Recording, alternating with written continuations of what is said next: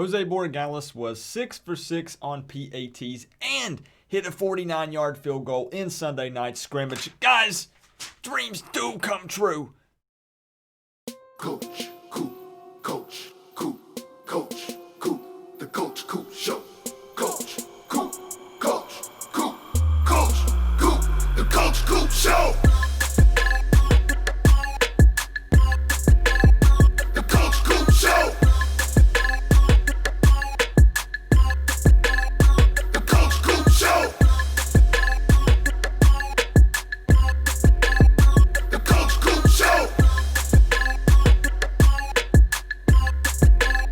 The Coach Coop Show. What's going on, Canes fans? I'm super pumped for today's video, talking stats from scrimmage number 1. Let's be real, there's a huge question mark on the 2020 season still. I understand that the schedule has been announced and all this stuff, and all these things appear to be falling into place, but we just don't know, right? So I'm super thankful to be talking Miami Hurricanes football right now. But before we dive into this video, I do have a couple of brief announcements. Number 1, the Coach Coop merch is dropping in the next 2 to 3 weeks. I'm really excited about this. I have some super custom designs that were drawn up by some professional artists, so stay tuned for that. Number 2, I'm pushing for 13,000 subscribers here on this channel before the first game of the season. I think it's a doable goal. If you tell your mom, your neighbor, your cat, have everybody subscribe. Just double check and make sure that you have clicked the subscribe button if you want to. And lastly, just a quick disclaimer for the video. Keep in mind that we don't really know who was going up against who when it comes to these stats. Was it first team offense versus second team defense? Was it second team offense versus first team defense? We really don't know. What we do know is that they would definitely be rotating guys in to get a good look at everyone. So just keep that in mind. And obviously there are more stats from the scrimmage than this, but this is all we got. So I know 5 minutes later, let's dive in. I'm going to give you guys a visual on the screen so it gives you something to actually look at when we're talking about these stats. That way you don't have to stare at my face the whole time, right? So let's go, kicking it off with the quarterbacks. We know that D'Eriq King went 15 of 26 for 178 yards and 4 touchdown passes. N'Kosi Perry appeared to be QB2 in the scrimmage and was 8 of 13 for 140 yards and 1 touchdown pass. And I do know that Tate Martell saw some action and got a few snaps, but I don't know the stats. And it's unclear right now if TBD or Matoka saw any playtime. I can't confirm one way or another with those guys. Moving on to our run game, Jalen Knighton led the way with 10 carries for 126 yards and 1 touchdown. Don Chaney Jr. had 11 carries for 57 yards and 1 touchdown. And no, you're not reading the next one incorrectly. Wide receiver Xavier Restrepo rushed for a 70-yard touchdown. What I would give to see what that play was. Moving on to receiving stats, Will Mallory had 4 receptions for 71 yards and 1 touchdown. Mike Harley caught 2 touchdown passes, stepping up big. This could be a huge year for Mike Harley.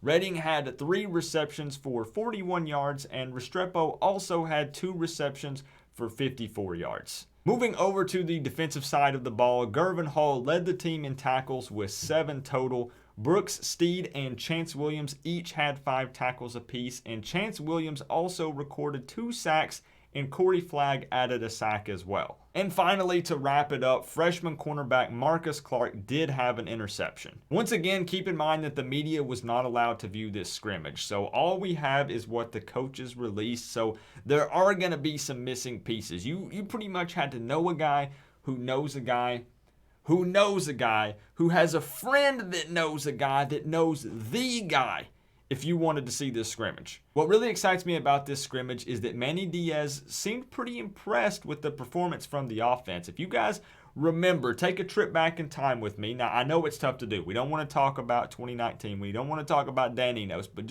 for just a second, remember the fact that during the interview after scrimmage number 1 with Manny Diaz last year, he was really critical and kind of seemed upset about the offense. He kept stating that they weren't where he wanted them to be and they needed a lot of work. It was uneven, to be honest. In the first half, it was a massive butt whipping. The defense just got after the offense. Very disappointing in the way that started to see the old faraway look in some guy on the offense and the things that we're trying to eradicate from our program. But we had a feeling that the disease wasn't fully cured.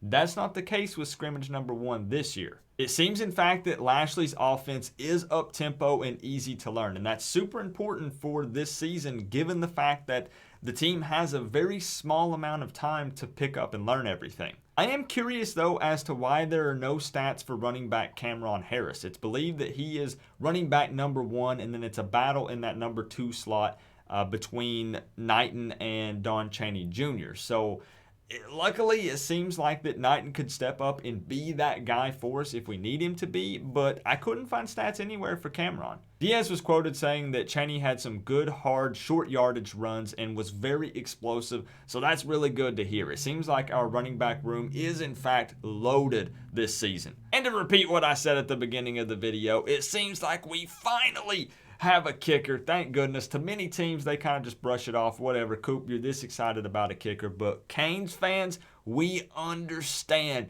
how much it means and how important it is to us. And it seems like this season that hopefully Manny Diaz and this coaching staff are going to be willing to let these young guys hop in and play. I don't want to see any favoritism in 2020. It's about the guy that gives us the best chance to win a football game. The guys that step onto the field and play with heart and passion and fight and want to win the game. Whoever is more talented, more athletic, can make more plays is the guy that needs to be on the field. And it looks like that they're giving these young guys an opportunity to prove themselves, which is huge for us. So let me know down in the comment section below who surprised or impressed you the most in scrimmage number 1. I understand that we just have stats to look at and like a 1-minute clip showing some brief little highlights and things from it. But I must say that I had to double and triple check the stats for Restrepo with that 70-yard rushing touchdown. So I'm very impressed with him from scrimmage number 1. But hopefully more information coming soon for you guys with fall camp,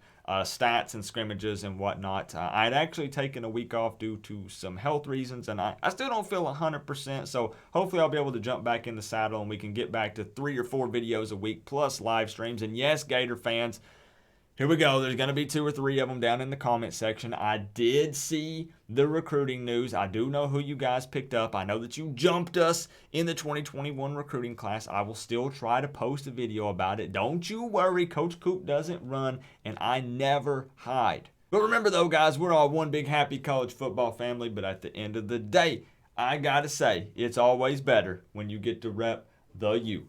Coach Coop, peace out.